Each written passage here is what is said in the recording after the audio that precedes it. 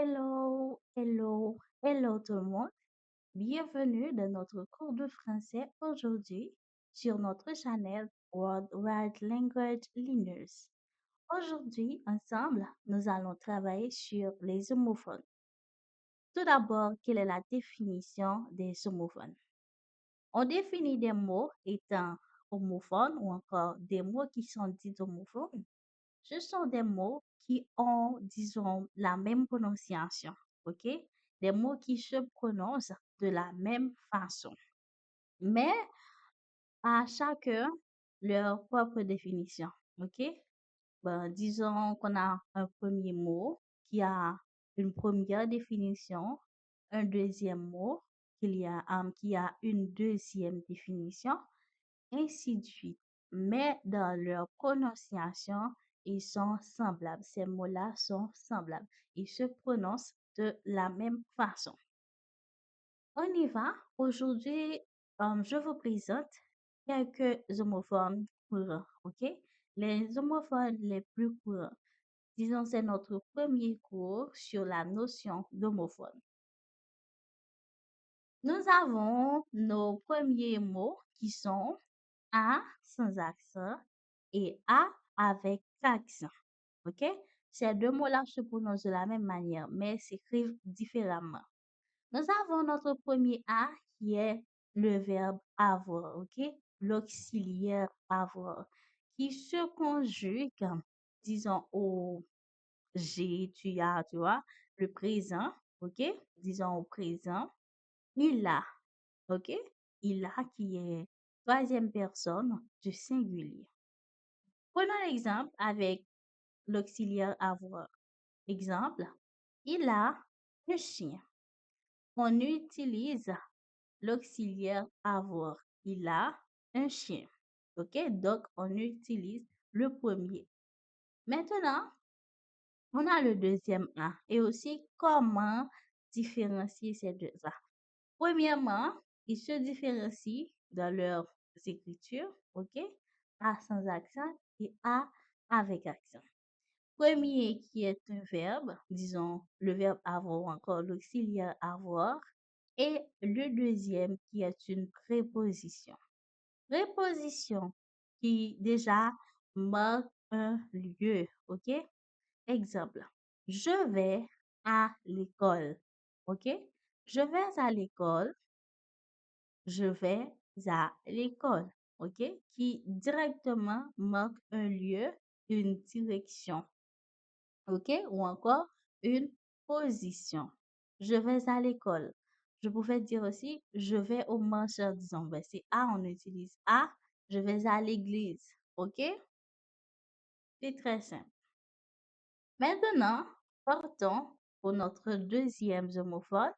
Nous avons la avec accent et la et l'apostrophe A. Nous avons maintenant ici trois homophones. OK? La avec accent et la et l'apostrophe A. Notre premier la se définit étant un article défini ou encore un pronom. OK? On les place le plus souvent devant un nom. OK? Un nom commun, une chose, OK? Ou encore un animal. Prenons l'exemple, la maison est grande. La maison est grande. Maison étant un objet. La maison est grande. On place là le plus souvent soit devant un objet, OK? Ou encore un animal ou un nom commun. La maison est grande. Nous pouvons dire la maman de Jacques, OK, est malade, OK? Ou encore, et la vache est dans la cour, tout ça. Pour vous montrer que là, maintenant, se définit étant un article défini ou pronom. Et notre deuxième là avec accent, qui est un adverbe de lieu, OK, qui marque aussi une position. Prenons l'exemple, pose ton sac là, OK?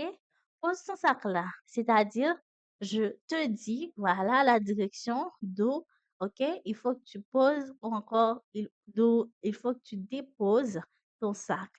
Pose ton sac là, OK? Ici même, à cette position, à cet endroit-là, OK? Il faut déposer ton sac. Là, qui marque un adverbe de lieu, qui marque une position, un endroit fixe, OK? Pose ton sac là. Peut-être là sur la table, peut-être là ça désigne sur la chaise, peut-être aussi ça désigne soit sur le bureau, mais on t'a dit de déposer ton sac ici.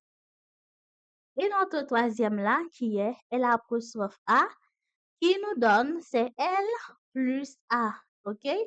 Toujours disons, qui vient du verbe avoir. Exemple, il l'a vu hier, OK? Il l'a vu hier, OK? Il a vu quelqu'un hier, OK? Oui, il l'a vu hier.